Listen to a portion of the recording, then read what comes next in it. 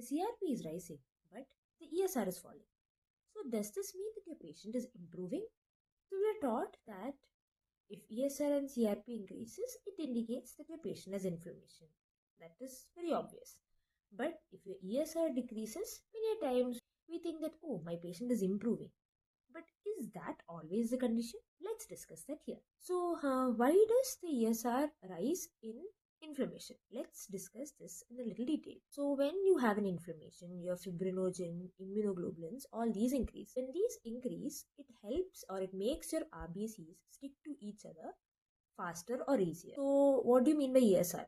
So your RBCs stick to each other, they have increased Rolex formation and they sediment fast. So when there's an inflammation, because of these factors, your ESR increases. So your ESR indicates that there is a protein-driven chronic inflammation.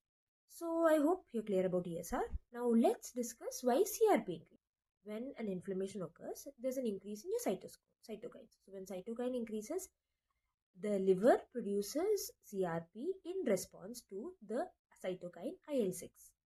So when there's inflammation, your liver produces CRP and hence the CRP increases. The twist lies in autoimmune diseases like SLE.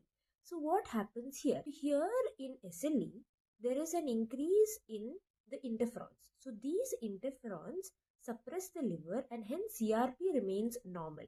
But the ESR is increased because of inflammation.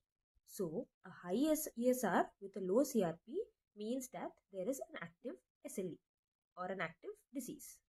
Now, let's see what happens in a dangerous condition like MAS or HLH. So here, there's an immune system explosion and hence a cytokine explosion.